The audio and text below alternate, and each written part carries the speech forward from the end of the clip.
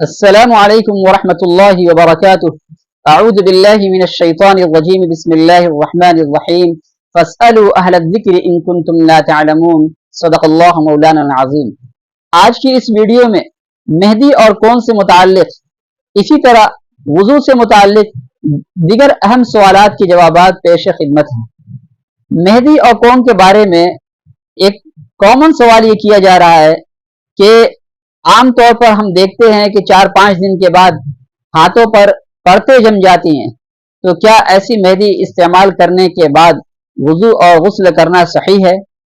جواباً عرض یہ ہے کہ کوئی بھی مہندی ہو، چاہے پتے والی ہو یا کون والی ہو، اس کا استعمال کرنا خصوصاً خواتین کے لیے درست ہے، اور اس کی سرخی وضو اور غسل کے لیے رکاوٹ اور مانع نہیں ہے۔ لہذا ایسی مہندی استعمال کرنے کے بعد وضو اور غسل کرنا بالکل درست ہے، وضو اور غسل ہو جائیں گے۔ اور آج کے زمانے میں ہاتھوں پر جو پرتیں جم رہی ہیں، اولاً تحقیق یہی ہے کہ وہ پرتیں پانی کے کھالوں تک پہنچنے سے رکاوٹ اور مانع نہیں بنتی ہیں، اور غالب گمان یہ ہے کہ جو پرتیں اکھڑ رہی ہیں وہ دراصل ہاتھوں کی نرم کھال اور باریک جلد ہے جو کیمیکل کے اثرات کی وجہ سے اکھڑ رہی ہیں۔ لہذا ایسی سرخی وضو اور غسل کی صحت کے لیے رکاوٹ اور مانع نہیں ہے۔ وضو اور غسل کے سلسلے میں ہمیشہ یہ ضابطہ یاد رکھنا چاہیے کہ ہر وہ چیز جس کے استعمال کرنے کے نتیجے میں پانی کھالوں تک نہ پہنچے تو پھر اس کے استعمال کرنے کے بعد وضو اور غسل کرنا صحیح نہیں ہے، اور جس چیز کو استعمال کرنے کے بعد پانی کھالوں تک پہنچ جائے تو ایسی چیز وضو اور غسل کی صحت کے لیے کسی قسم کی کوئی رکاوٹ پیدا نہیں کرے گی۔ لہذا ایسی مہندی کے بارے میں ابھی تک فقہا اور علماء کی تحقیق یہی ہے کہ اس کی جو پرتیں ہیں وہ وضو اور غسل کی صحت کے لیے مانع نہیں ہے، اس لیے کہ وہ پرتیں پانی کے کھال تک پہنچنے سے مانع نہیں۔ ہاں، اگر کسی مہندی کے بارے میں تحقیق سے یہ بات ثابت ہو جائے کہ اس کی پرتیں کھالوں تک پانی کے پہنچنے سے مانع ہیں تو پھر ایسی مہندی استعمال کرنے کے بعد وضو اور غسل صحیح نہیں ہوں گے۔ اسی طرح سے لپسٹک اور نیل پالش کے بارے میں بھی سوال کیا گیا، تو لپسٹک کے بارے میں حکم یہ ہے کہ اگر وہ آئل والی ہو، روغنی ہو، اس پر پرتیں اور تہ نہ جمتی ہو تو اس کے استعمال کرنے کے بعد وضو کرنا درست ہے۔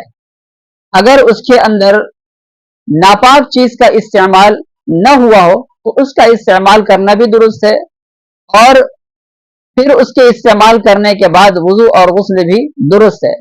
لیکن اگر تہ والی ہو، پانی کے پہنچنے سے وہ مانع ہو تو پھر اس کے استعمال کرنے کے بعد وضو اور غسل درست نہیں ہوگا، اس کو پہلے ہٹانا پڑے گا۔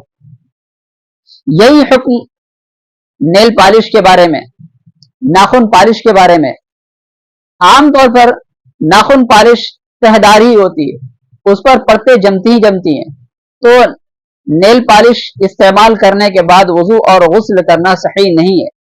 ہاں، اگر کوئی نیل پالش ایسی ہو کہ صرف روغنی ہو، صرف کلر آتا ہو، پرتیں اور تہ نہ جمتی ہو، اور اس کا جو کلر ہے وہ پانی کے پہنچنے سے مانع اور رکاوٹ نہیں، تو پھر اس کا استعمال کرنا اور اس کے بعد وضو اور غسل کرنا بھی صحیح ہے۔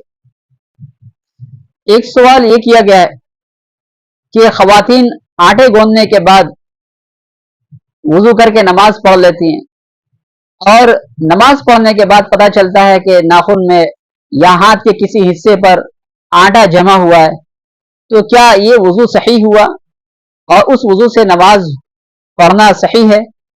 تو جواب یہ ہے کہ اگر وہ آٹا بالکل خشک ہو جائے اور اس طرح خشک ہو جائے کہ پانی اندر تک سرایت نہ کرے، پانی کھال تک نہ پہنچے، تو پھر اس وضو سے نماز پڑھنا درست نہیں ہے، دوبارہ وضو کر کے نماز پڑھنی پڑے گی۔ پانچواں سوال پینٹ وغیرہ کے بارے میں، اور خاص طور پر جو پینٹر ہوتے ہیں ان کے لیے تو ان کا حکم یہ ہے کہ ان کے پاس جو بھی کیمیکل اور آئل وغیرہ ہو اس کے ذریعے وہ اپنے ہاتھوں اور پیروں کو اعضائے وضو کو اچھی طریقے سے صاف کر لے اور پورا اطمینان کر لے کہ کہیں ہاتھ کے کسی حصے پر یا اعضائے وضو کے کسی حصے پر وہ پینٹ نہ لگاؤ. اگر بہت کوشش کے باوجود بھی چھڑانے کے باوجود بھی پینٹ کا کچھ حصہ اعضائے وضو پر لگا رہ جائے تو وہ پھر معاف ہے. انسان اپنی استطاعت کے بقدر ہی مکلف ہے. تو اگر بہت کوشش کے باوجود اور آئل وغیرہ استعمال کرنے کے باوجود بھی وہ پینٹ نہ چھوٹے تو پھر وہ معاف ہے اور اس کے ہوتے ہوئے بھی وضو کرنا صحیح ہے، نماز ہو جائے گی. یہی حکم فیویکوک وغیرہ کے بارے میں بھی ہے کہ فیویکوک یا اور بھی اس طریقے سے چپکانے والی جو چیزیں ہوتی ہے اس کے استعمال کرنے کے بعد اگر وضو کیا جائے تو وضو سے پہلے اس کو اچھے طریقے سے صاف کر لینا چاہیے. جو بھی طریقہ ہو اس کو ہٹانے کا وہ استعمال کرنا چاہیے. بہت کوشش کے باوجود بھی اگر وہ لگا رہ جائے اور مشقت ہو اس کے ہٹانے میں، خال کو نقصان ہو، تکلیف ہو، تو پھر شرعاً وہ معاف ہے. اس کے ہوتے ہوئے بھی وضو کرنا صحیح ہے.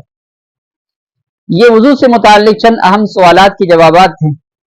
اللہ تعالی ہمیں کامل وضو اور کامل طہارت حاصل کرنے کی توفیق عطا فرمائے. آمین. السلام علیکم ورحمۃ اللہ وبرکاتہ.